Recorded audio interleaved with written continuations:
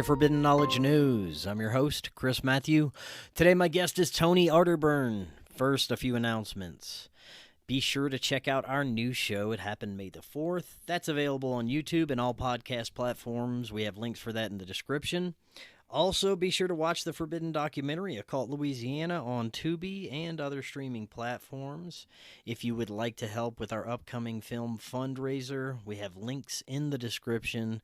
You can visit supportfkn.com. Anything is greatly appreciated and would help tremendously with our upcoming trip to Utah to finish up filming. If you'd like to help in any other way, email me, forbiddenknowledgenews@gmail.com. Don't forget to get a Rokfin premium membership at rokfin.com/FKN+. You'll get access to all our premium content and all the premium content from every creator on Rokfin. Finally, we are booking guests for July. If you have suggestions or maybe you'd like to be a guest, email me, forbiddenknowledgenews@gmail.com. Today I want to welcome Tony Arterburn. At the age of 19, he enlisted as a U.S. Army paratrooper and military policeman. He is a veteran of Kosovo, Afghanistan, and Iraq. He has been in radio broadcasting since 2013 and has been a guest host for The David Knight Show and InfoWars. He is the host of the Arterburn radio transmission, co-host of America Unplugged and the Wise Wolf Gold and Crypto Show, and founder and owner of Wise Wolf Gold and Silver Exchange. Tony, welcome. How you doing? I'm doing great. Thanks for having me. Thank I you look so forward to much. this for a while. We set this up, I think, a couple months ago. Yeah, man, So- it's great to finally get you on. I'm looking forward to this discussion. I love the work you're doing, very important. And this seems to be an era of unavoidable revelations. I used to have a much different perspective about the events that have been unfolding the past few years. What I used to see as an attempted depopulation and technocratic enslavement of humanity, it's still that, only the plans seem to have been falling to pieces for the ruling class. I now consider that maybe there's always been a greater force at play, pulling strings and steering the collective at some level to come to the understanding that we are in this slave system. But with the destruction of an ancient money magic control system, there's going to be struggles and obstacles for us to overcome. And one of those is having a level of preparedness financially, mentally, physically, emotionally, and spiritually. And you've offered solutions to help folks prepare accordingly, which we're going to get into. But before we get into anything, this is your first time on. Tell the audience a little bit about yourself and your work. Well, again, thanks for having me on, and I look forward to the discussion. You're absolutely right. I mean, we're in unprecedented times and uncharted waters, really, historically, in a lot of ways.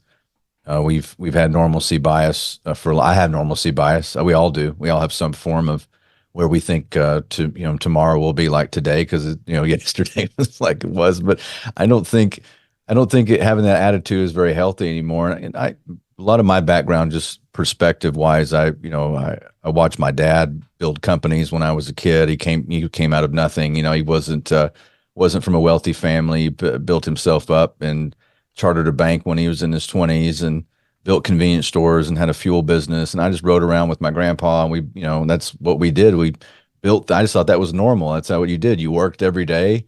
You worked 7 days a week, and you built stuff, and it was always trying to make payroll, and that's what you did. That's how it was my example to the world.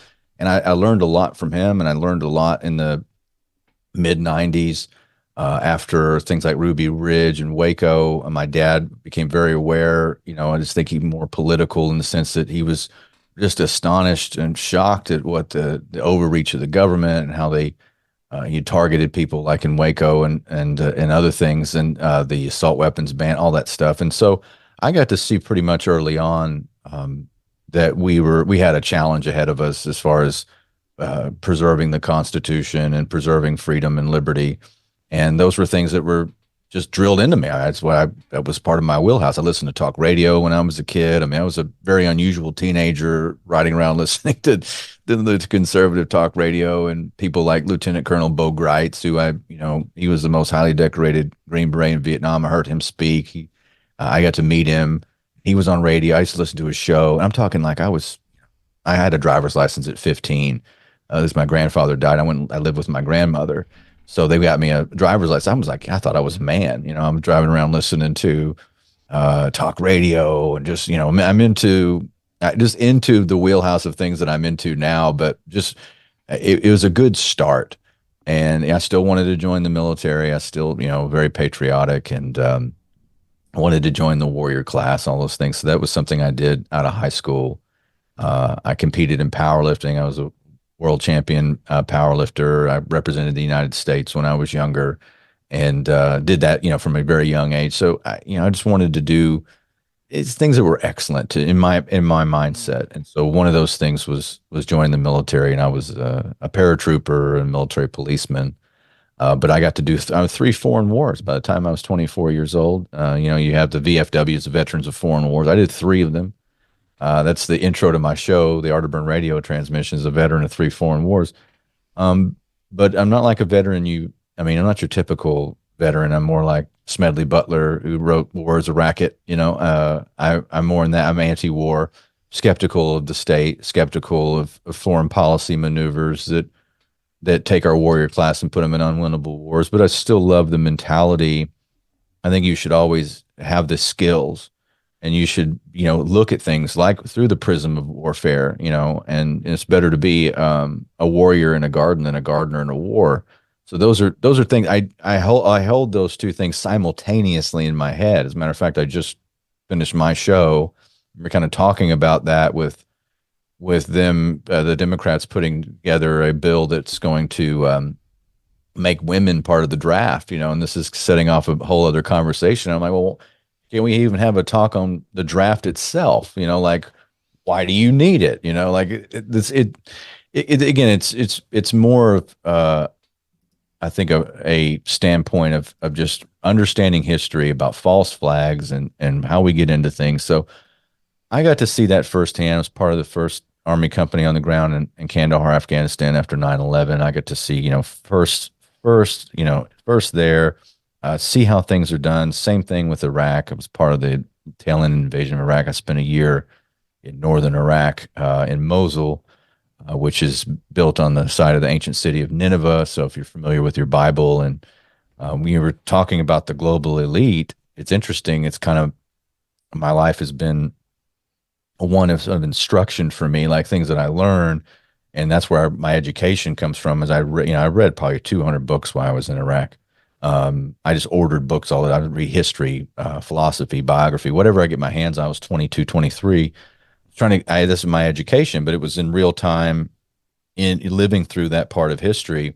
And I remember they took us to a site that was Nimrod's palace. Nimrod in the Bible, but he was a leader of the Syrian Empire, and that's where supposedly the Tower of Babel was. Right, that was where they built the Tower of Babel. And so that's a great metaphor for, it's like, yeah, you see their plans falling apart. And if you remember that story about the Tower of Babel, they had one language, one world government, one thing, one kingdom, right? We're going to build this great structure, will be greater than God. And then, it gets broken into all these languages.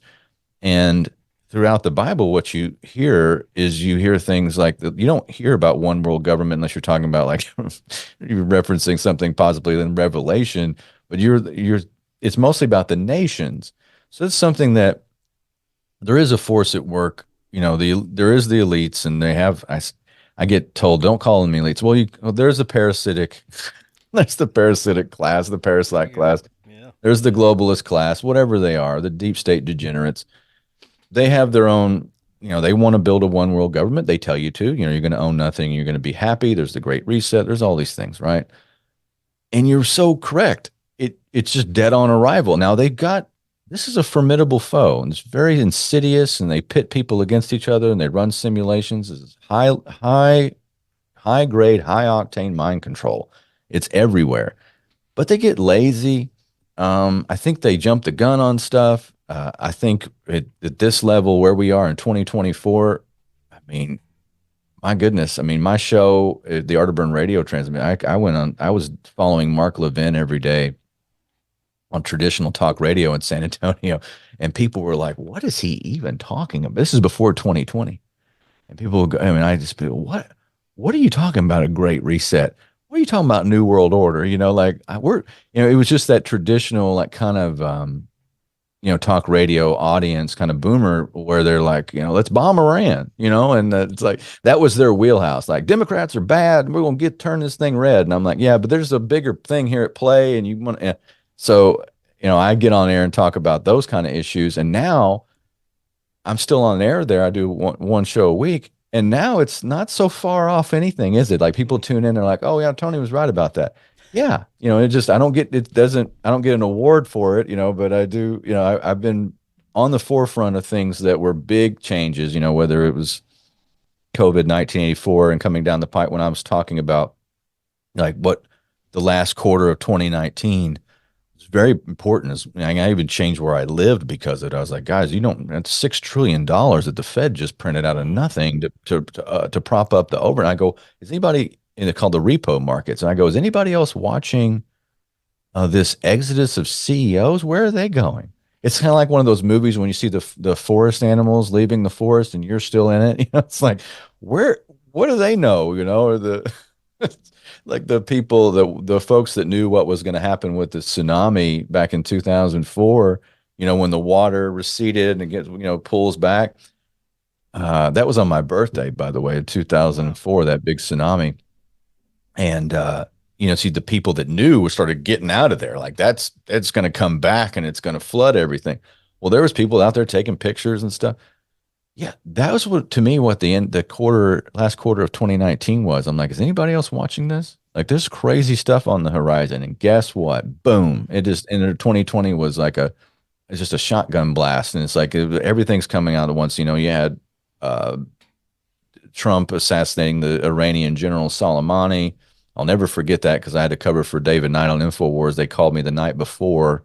And I was going to talk. I mean, I just like that was just getting the breaking news. I open up in the morning and Alex Jones comes on and we're in the studio talking about it together. It's surreal, like it's, and then, 2-3 weeks later, you're talking, and this is January 2020, 2 or 3 weeks later, you're talking about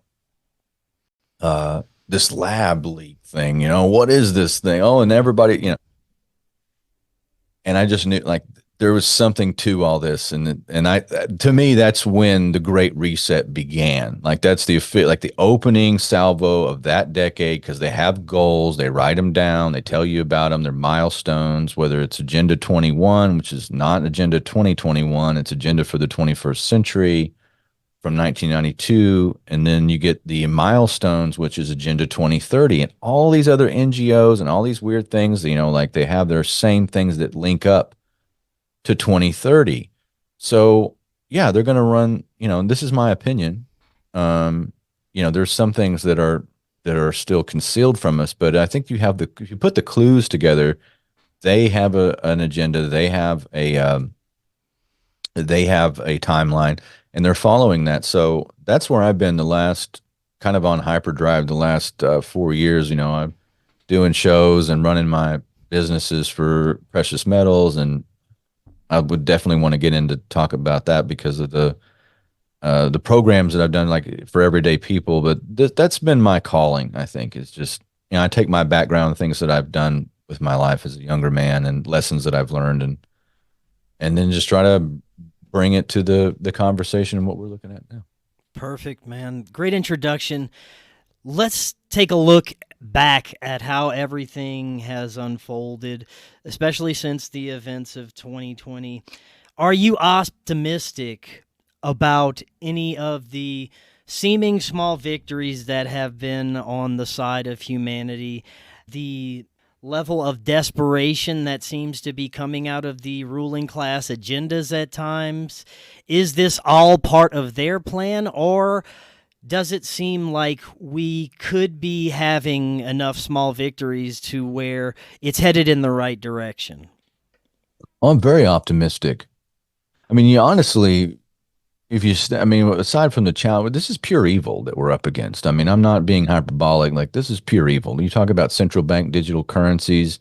You talk about people like Yuval Harari with the World Economic Forum that says people are hackable animals. I mean, do you Mm. realize how dangerous that language is?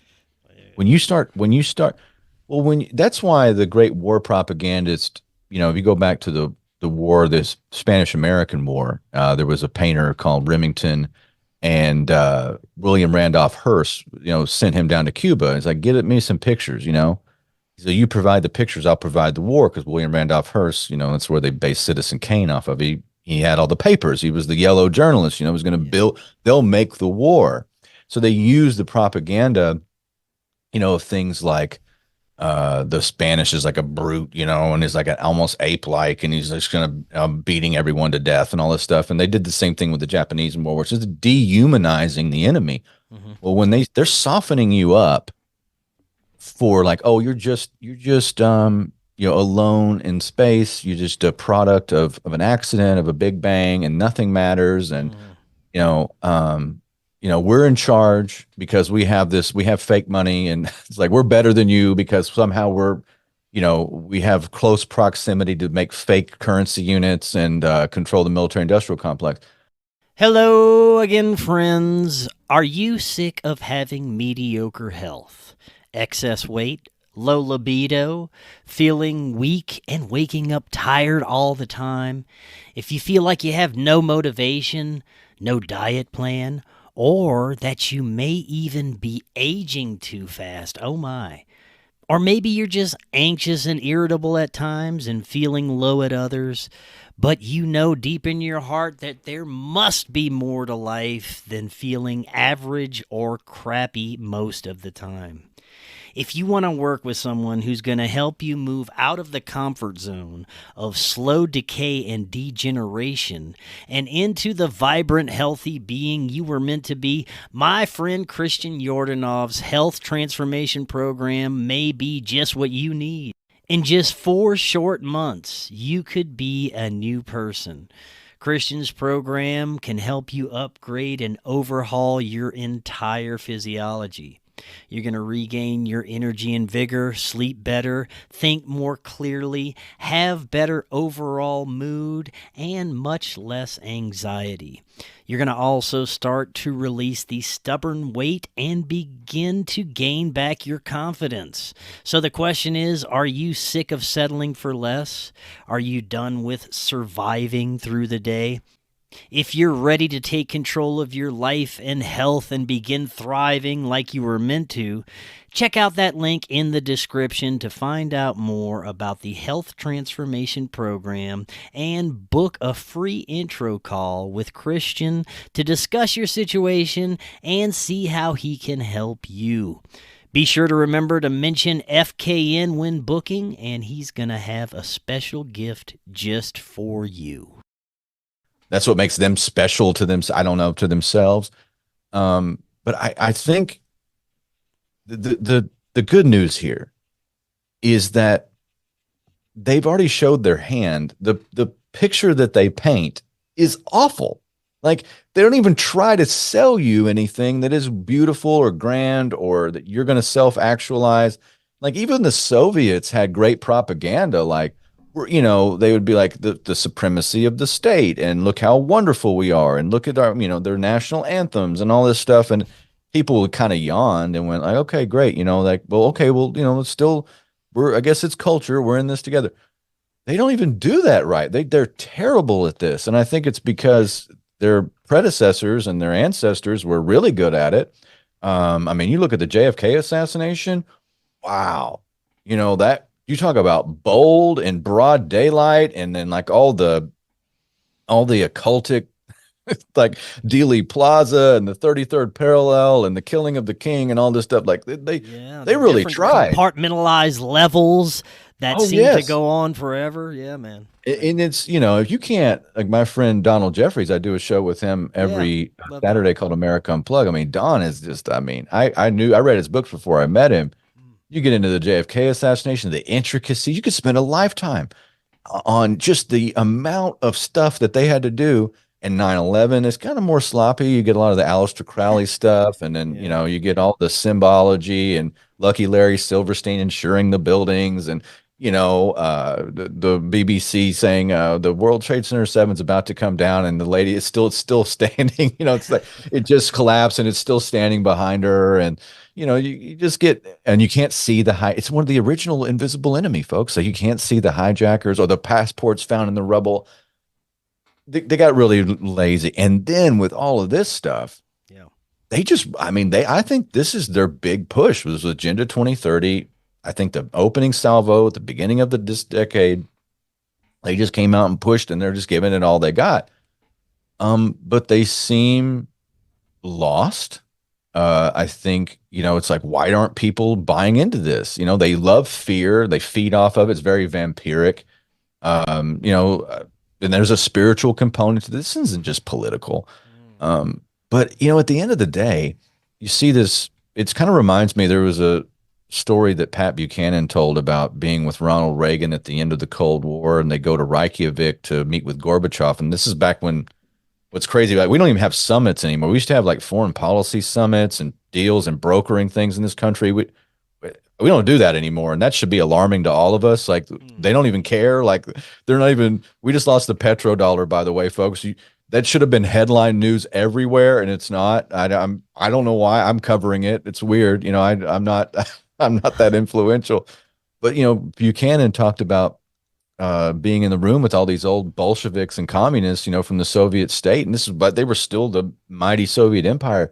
And he said it just, in contrast, you had like, and I'm not shilling for Reagan or anything. I'm not I'm not that guy, but I'm just saying, like, here you had this actor from California says This Morning in America and tear down this wall, and then you have these old Bolsheviks, and he said they just looked tired and their bones creaked, and it really reminds me of where we are with these globalists now. They just look tired. They don't sell you anything that excites you. They want to put you in a pod and eat bugs for Greta or get a 15-minute city. I mean, what are you selling here? Like, I don't understand. Like, they expect you to like downgrade yourself. It's like, on one hand, you can get like, hey, this is us, humanity. We take care of each other. We can create a better food system. We can create desalination technology. We can clean up the ocean. We can do all, like, that's what I hear from people, like, oh, let's plant trees. Let's control our own farmland. Let's stay out of wars. Like, that's the side I'm on. I know whatever politics that is, throw me in there. Like, that's where I'm at. Like, just leave me alone. Let's have free markets at the best of our ability, and sound money and be able to trade, have a future. And the elites sell you war. They sell you death. They sell, like, that's what they want to sell you. They don't call it that, but that's really what it is. If you drill down to the support for Ukraine, where does that come from? Is it because Russia's evil and they're going to take over Europe? Russia couldn't do that, by the way. In by the year 2050, they'll have the same population we had in 1947. Okay, folks, they've lost. They lose 2 million net people a year in They have an aging population, but they're still proud people.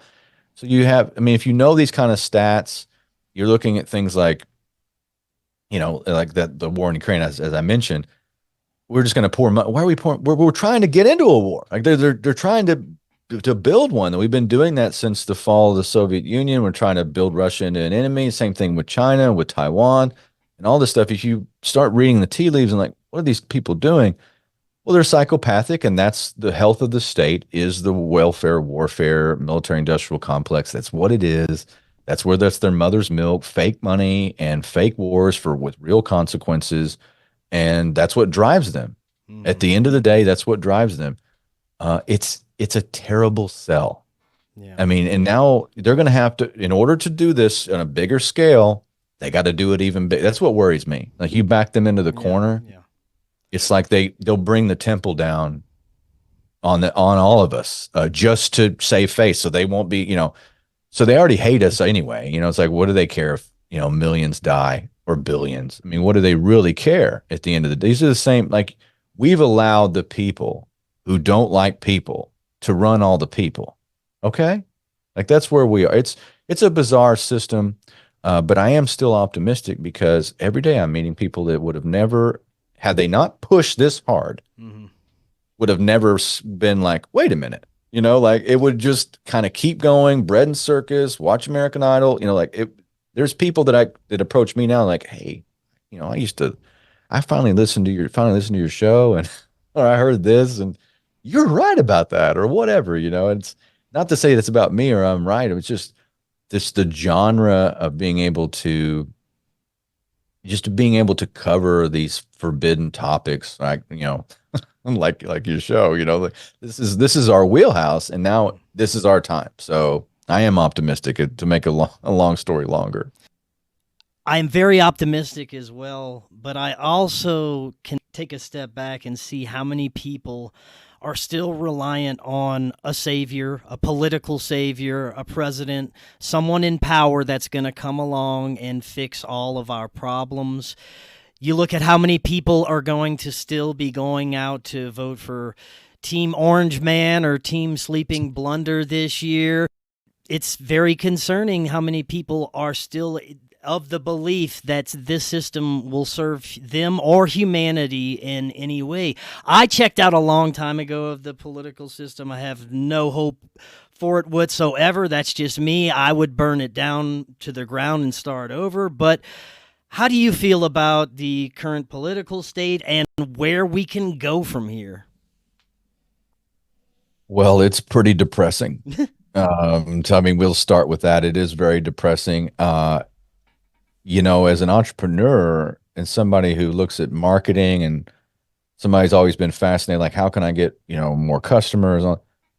I've left so much money on the table because I won't get involved in this, this whole thing because I just don't see, especially people get mad at me about the Trump thing. They're like, he's here, he's saving us. And I'm like, yeah, but did you not pay attention? I mean, I don't mean that in a derogatory sense. Like, literally, we've done this before. So I feel like I'm in a parallel dimension. Like I went through 2020 and they didn't. And like, I mean, I'm like, so, but the mental gymnastics you have to go through to get there. And I just can't. And I don't think, like, just to boil it down for you. And I honestly believe this, and it doesn't come from political biases. No matter who wins in November, we lose. It doesn't really matter because you're given the illusion of choice. I don't think policy will change. If Trump didn't have the balls to get rid of his generals when they defied him in Syria so many times, how's he going to bring peace anywhere? I mean, I can give you many examples about the border wall and talk about bringing the troops home, changing foreign policy, changing policy in general. But then we can just talk about warp speed. We can do all that stuff. There's a military operation. I don't really the whole politics thing. The two parties are controlled by the same donors. Right. When they pass something bipartisan, I mean, that's how right? It's like the empire goes on, the border stays open, and that gives them so much, things to play with, whether it's a rogue attack or whether it's something they planned or the changing of demographics. I call it weapons of mass immigration. They got so many, but they both agree because if they didn't agree, somebody'd stop it. So I just I think the silver lining in all of this is that people are just tired. This is a Machiavellian trick to say, oh, you're free to choose. You can choose A or you can choose B. If you ask about the rest of the letters in the alphabet, we're going to call you an extremist. But if you can choose A or B, see, you're free to choose A or B. And then if you keep going, well, what about C? No, shut up. You shouldn't be asking about C. You're an extremist.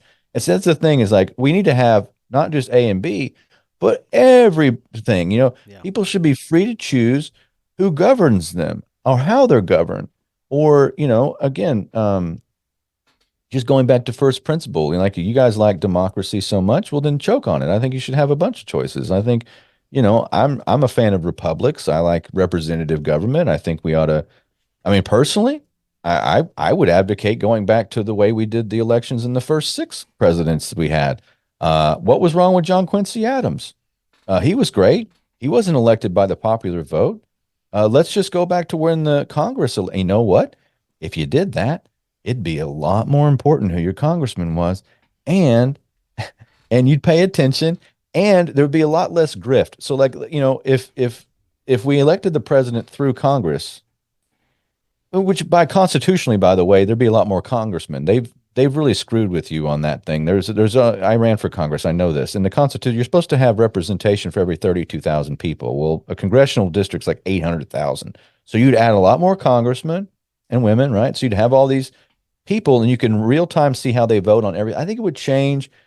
We could somehow, because the elections, especially since the 17th Amendment, which is the direct election of senators from 1913. That's when the banksters stepped in and started electing your senators instead of your state legislature. Maybe you don't know that, but the senators were sent to Washington on behalf of the legislature, which made the legislature a lot more important, and they could recall them. The legislature, if you weren't serving them, like, you would just get recalled. So the whole system worked from the ground up a lot better. And that's when the banksters like, hey, we can't rely on these legislators, too many moving parts. Let's just get them directly elected through us. So the whole system of direct elections and all this stuff and the money flowing in through it, I'm up for some change, right? I don't think we need a constitutional convention, but I do think that, because I think there's too much mischief to go. But I like policy-wise, it's never going to happen. This is a fantasy that I'm talking about. But I would give up the popular vote if I could, because there's just too much mischief, and it's too wide, and it doesn't work. And I do want more choice, but I think that happens on the local level. It happens through your state legislature. It happens through your county, your city. We saw that through COVID. It was very important to know who your mayor was, to know who your sheriff was. And I see, these states decentralizing, putting up bullion banks and making gold and silver legal tender. This is all good stuff that's happening. So no, I'm not black-pilled in the sense that, it's all over, getting the bunker, or anything like that. But we have some monumental challenges, but the elections aren't going to fix them the way that they are now. Right. Like, you can't vote harder.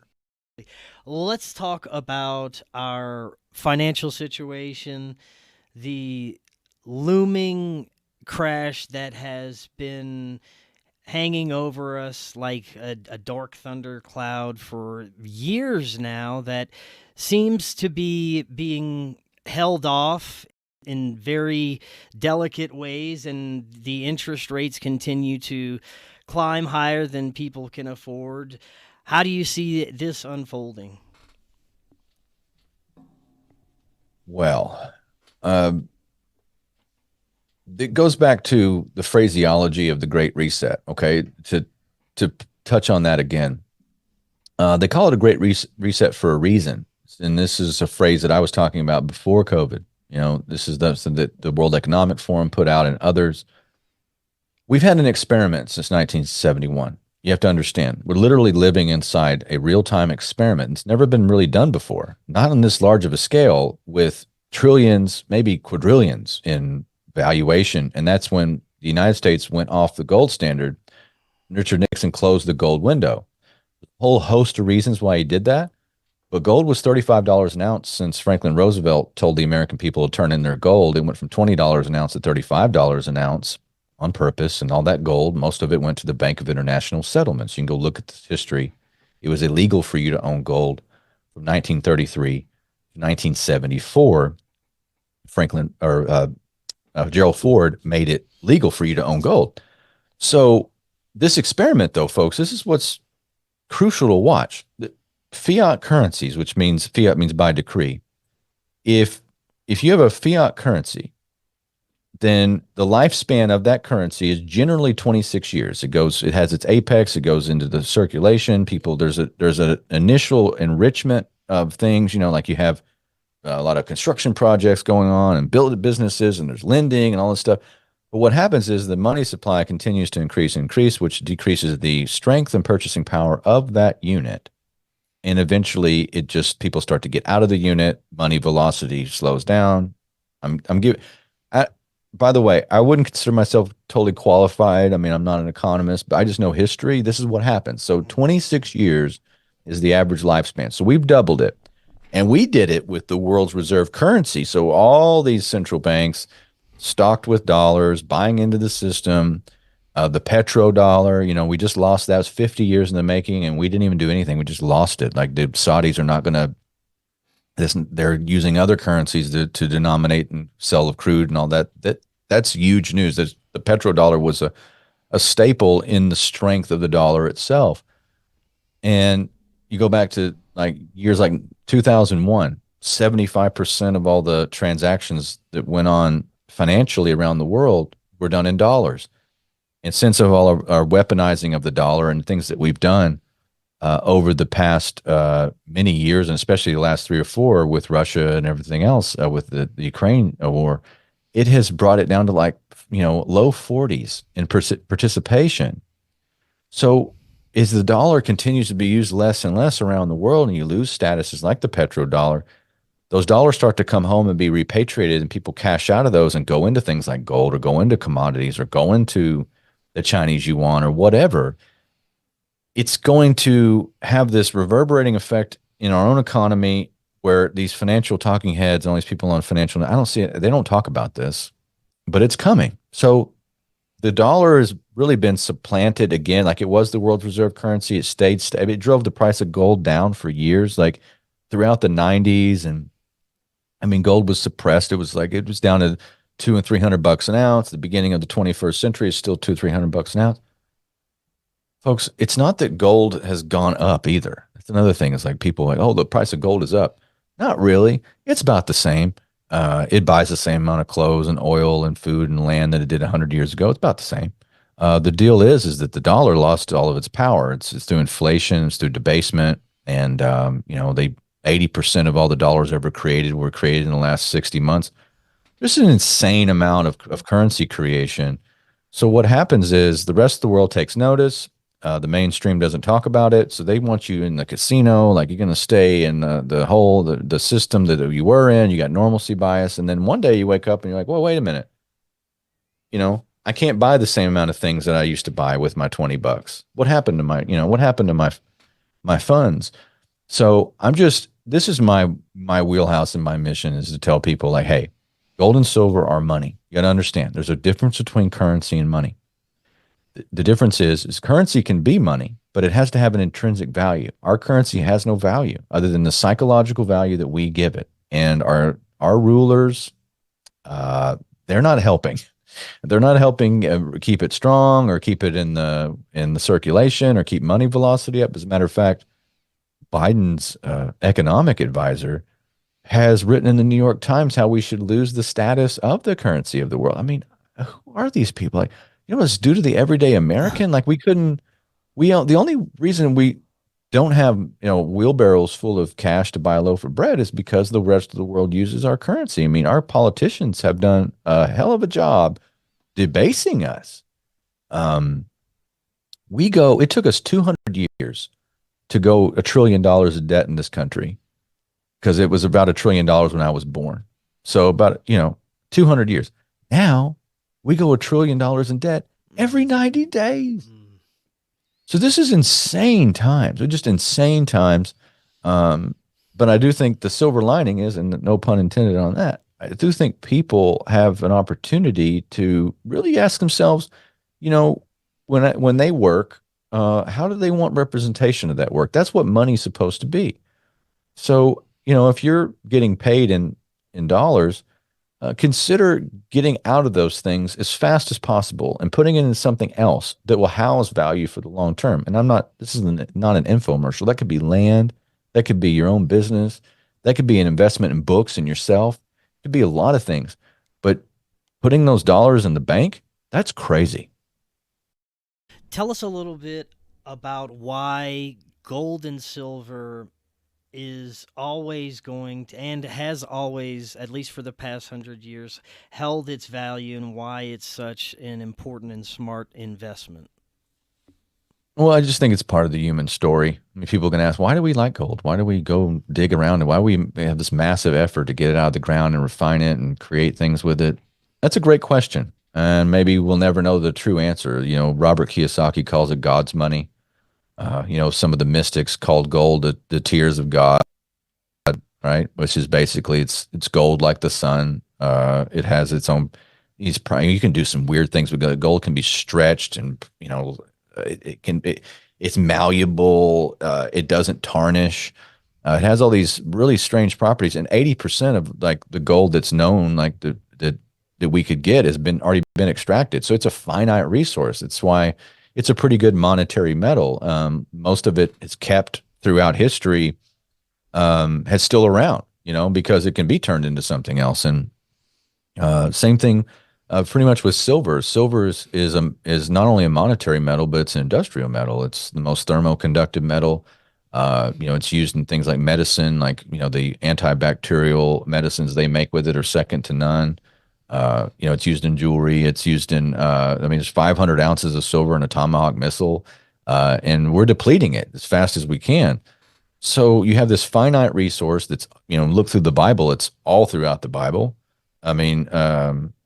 Mentions of it. They don't, the thing is, nobody dives to the bottom of the ocean to get cash. I say this all the time. It's funny, but it's true. Like nobody's sending out explorations and teams to go, search for cash. No, they're going to find gold. And so I think it'll be a part of our story moving forward. And so will fiat currency, and so will central bank digital currencies. But if you want to know what true freedom is in the sense of in the monetary sense of you, like I've got on my desk here, I've got some silver eagles I bought yesterday at the shop, right? It came in. It's one of the reasons, like, you hear this sound. This is that's why they call it sound money, by the way. It's not just sound in the sense that it's sound and it's a good place to house value. No, like, it's the sound that it makes. It's a very unique sound. These are just 1 ounce silver eagles. You can buy these today for a little less than $40, and the all-time high of silver is $52.50. That was back in 1980. So now you have cheap silver. Like I said, 500 of these go in a Tomahawk missile. And EVs, electric vehicles, all that. So to me, these are money. That's what money is, right? I go to work. I spend my time doing whatever we do, blood, sweat, and tears. We work hard, and then you get paid or whatever, and you just house that value, you put it aside, and then you can got a representation of your work. And the reason that's a representation of your work is it took energy to get that out of the ground. It takes manpower, it takes logistics, it takes supply to have it minted, and you got a representation of that. When they go and they make something out of thin air, they debase and tax you and punish you for your hard work. So the harder you work, the less you earn. It's crazy, isn't it? Like, if you think about it, because the more more output you have to have, and there's something spiritual about that as well. We're awash in fake. So gold and silver, I think, in the coming years will be more important than they have been in a long, long time.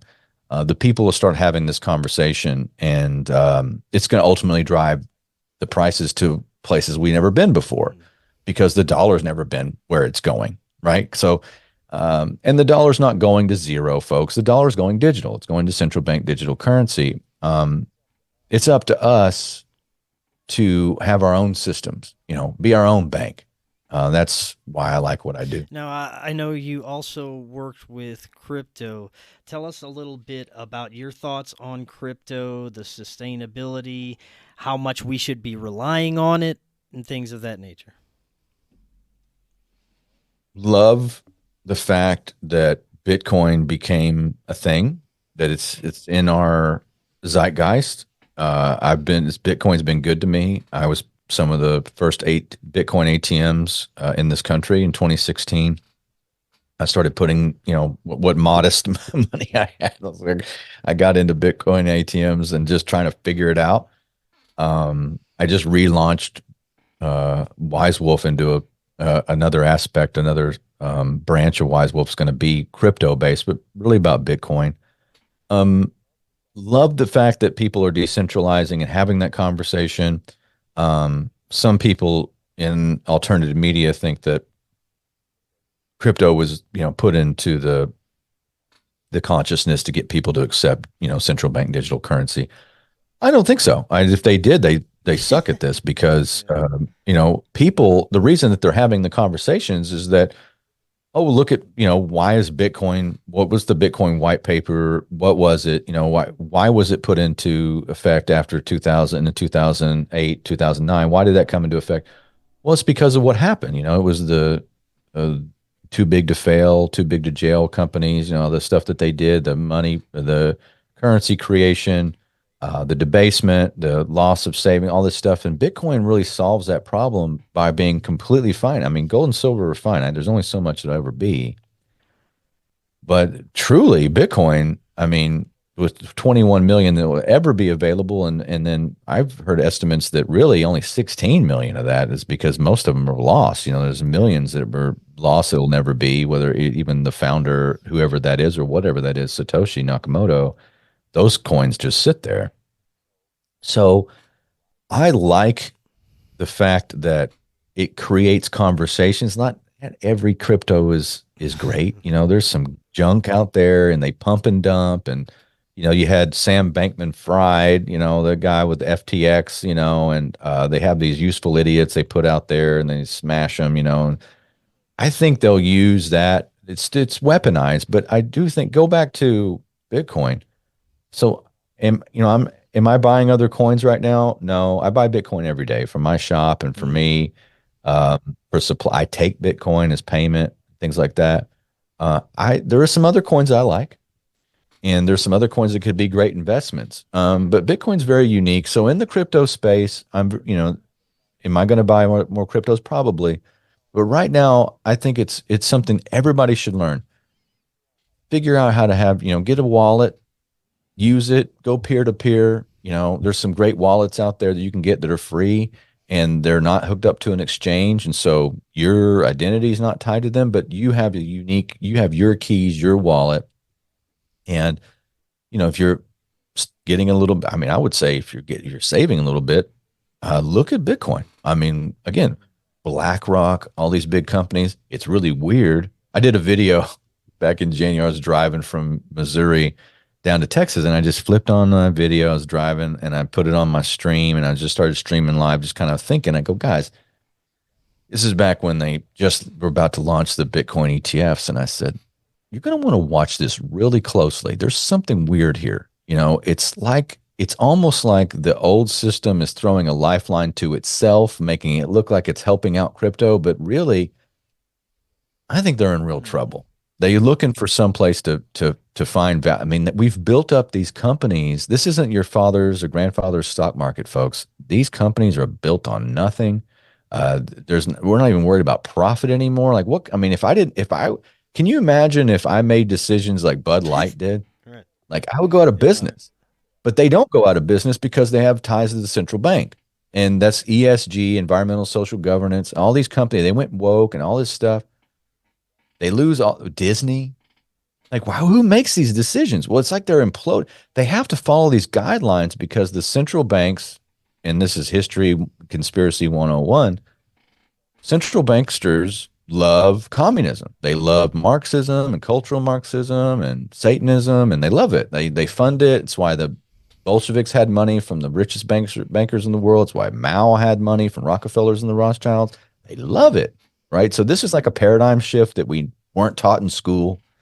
But they do this now with ESG. It's kind of it's a more sanitized version of them funding commies. It's like they got environmental social governance, and it kind of comes from the top down and filters into these companies. And then you better play along if you want Vanguard to fund you or you want buy. So it was really weird when they went for Bitcoin. And I go, oh, so I go, pay attention to this. And they drove the price of Bitcoin to its all-time high. I go, it's coming. So I think Bitcoin was trading in the mid 30s at the time or low 30s. And I'm like, you guys should take a look at this. Something's about to happen. And of course, 2 months later, boom, Bitcoin is breaking its all-time high. I'm not so much concerned with that. I am the long haul here. The long haul is like all these currencies are changing. There's a revaluation of commodities. You just need to be nimble and understand that change is the order of the day. Like the constant is going to be the change. So look to that. Be prepared for, the coming months and years. It's going to get weird. It seems like yourself and many others that I spoke with that dabble with it a lot are confident that at least Bitcoin is not easily compromised or impossible to compromise. Well, nothing's impossible, but I do think it'd be really hard to do. See, like every other crypto leads back to a company or a person, right? Is it this paperwork that has to be filed? You're owner of X, you have a board, you have a board of directors, all that stuff. Bitcoin does not. Bitcoin was synonymous, and the only way you really could have done this is the way that it was done. It's pretty eerie, and a lot of people in our space think, well, that's got to be a op. Well, every once in a while the good guys win. I don't know. I mean, maybe it's true. And if you show me evidence otherwise, guess what? I'll change my mind. If you show me, because Bitcoin's been good to me. So if you show me where this is a deep state plot and, they're just trying to train people for the central bank digital currency. Again, if that's what they were doing, they suck at this, because what they did is they got a whole generation of people to go, oh, the dollar isn't real. If you think that's going to just make them go, well, now I really want the central bank digital currency. I mean, come on, so if that's the case, it didn't train them right. Same thing with Nigeria. They did the same thing. Now, for the last few minutes we have, I want to get your insights into the bigger picture and the intended outcome of the agendas that we're seeing right now. We covered, of course, a little bit. It's obvious that there is a depopulation agenda. There is this technocratic control mechanism that they want to strengthen their overall control over humanity. I also see it as a spiritual war where there is an attack on the human connection to God or source and nature. It seems like it's a multifaceted attack on what we are as humans and our human experience. Yeah, that's a lot. I mean, you're absolutely right though. Like everything is ultimately boils down to a spiritual attack. I mean, that's where we are. But the cool thing, like even me, it's like levels of. I'm not considering myself awake. I mean, I try. Like I think we're all trying to get there. Like we want to be enlightened. Like we want to be like the Buddha. That's what his last words were. Or it's basically I am awake. It's like we want to have that level of consciousness and be closer to God, closer to source. Everything in this world takes us backwards if we're embracing that. But that's, something that Socrates talked about. Jesus talked about that. You can't fall in love with the trappings of this world if you really want to transcend it. Like if you really want to be outside of the evil of this existence. And it's not that this existence has to be evil. I think there's beautiful things in life. Challenge makes life worth it, right? Having a beautiful family, having great connections, spending time in nature, traveling and reading a great book, having an experience that with life, that's great. But those who are at the top of the pyramid in this existence, they don't think like you and I.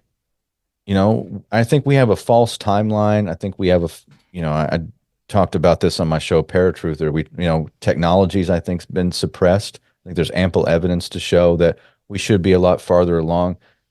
I think that the human condition, the human spirit has so many things that are attributes that make it overcome hardship and, that make it transcend these kind of times. That's why it never really tyranny never really lasts that long. I mean, it just kind of gets thrown off. Like there's revolution. It's again, they can get much deeper into this too, but the elites, using that word again, but it's a habit. But the parasitic class, they create their own opposition, right? They know that people naturally gravitate. There's these cycles of history where they start throwing off the ruling class and they start bucking against the system because there's too much oppression or too much wealth concentration. So they've created all these things for us to distract us and pit us against each other. But, I didn't think that I would see the kind of reaction and the kind of movement. So you go on Insta, maybe it's just the algorithm feeding me stuff, But if you go on the Instagram, you just see like more people doing spiritual things and picking themselves up out of the doldrums of this paradigm of, like, go to school and you get in debt and you get a house and you work for somebody, and and there you see all these young entrepreneurs and people that are just even making things and bringing things to market, or podcasters and talking about great ideas, experiencing life, just putting themselves out there. That's, to me, is a representation. That's God is a creator, and He made all of us, and we're supposed to create. And those in power want to squelch that. It's why they want to stop the music. This is one of the reasons why those with the most amount of money don't fight the income tax. Why would they want to fight the system that keeps you suppressed? They don't fight regulation. Why would they want to fight a system that keeps you where they are? It's so funny to watch the progressives and the left, and they say we're going to tax the rich. I'm like, the rich brought that. They made that. They did that. You're a tool for them. Like, so all of this stuff to say that we're definitely not in Kansas anymore. I think people there's a hearts and minds issue with all this, and I think people are starting to become more and more aware of the nature of reality and the suppressed, not only spiritual side, to this, but just the suppressed potential side of all of us. And we're bigger and have more creative power and more potential than those who ruled over us, which is a good Yeah. news. And I was talking to someone about this the other day, the possibility that we're just being shown our side of the story. We're being shown what we want to see because of the algorithms and what we interact with online. But also, if you put the phone down and go outside and just start talking with people, usually they don't share the same ideologies or desires that the woke left or progressive or insane views that are coming out of the media. And most people just want to live their lives and not be a part of the nonsense. So It's so true. all you have to do is most of the time just put down your phone and go talk with your neighbor and enjoy life, and none I of know. this ridiculous nonsense exists outside of it. It's true. It's like that routine that Bill Hicks had, back in the early 90s. He was like, you ever watch CNN? He's like, there's all that, everything's war, famine, upheaval, all this stuff's happening. It's on fire. And he goes, and I just walk outside, look around, put my head out the window.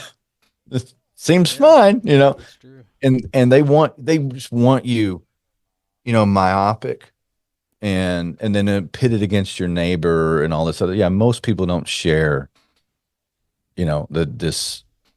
I mean, we do live in insane times, and there's a lot of dumb, there's a lot of, unfortunate people. I think I called it the period we're in peak fluoride. We're in peak fluoride, and hopefully, there's a peak, and maybe we're on the downslope, and maybe the upside of the water being undrinkable, people will not have fluoride. I don't know, So there's something to be said about that. So again, even with everything, I'm still optimistic. Yeah, I'm very optimistic. We're in very critical times. And Tony, thank you so much for the work you're doing. Before we close out, tell everyone all about Wise Wolf, Gold and Silver, how to get involved and find out more. Oh, again, yeah. Well, thanks for so much for having me on. It means a lot. Anytime you want to talk again, you just you let me know. Definitely. So yeah, Wise Wolf is my company for direct buys of gold and silver, platinum, anything. If you have gold and like you want to sell me gold and silver, you can. You want to buy it, you can. There's no minimums. I know what it's like not to have anything.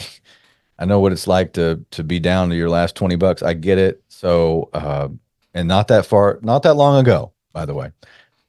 So I've created Wise Wolf it's the people's gold and silver exchange. We don't do a lot of these big companies, they want you to have such an X amount of money, to even really even talk to you.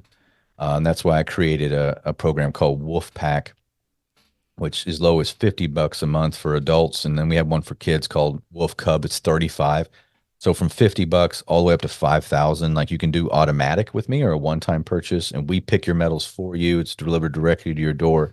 So I took that model where the big companies, they only want to talk to you if you have 50K or whatever, or 10K. I turned it on its head. So I want to, if you got $100 a month or 50 bucks a month, I want to talk to you. I want to make you part of this this buying collective. We got close to 1,200 people all over the country.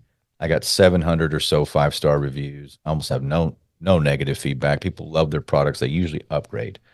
So I've got a little scale, and if you're buying from me, well, one, you can see and talk to me. You can actually come to the shop. You can, if you want an appointment with me, you can go through my people and actually get an appointment. Talk to me directly, anytime. And I usually give out my personal cell number to those that are purchasing. So we just created a family environment and for precious metals, and I'm always trying to learn and get the best deals. I mean, I don't know everything. I'm not perfect, but we definitely. Anytime I build an invoice, I'm sending you what I would send myself.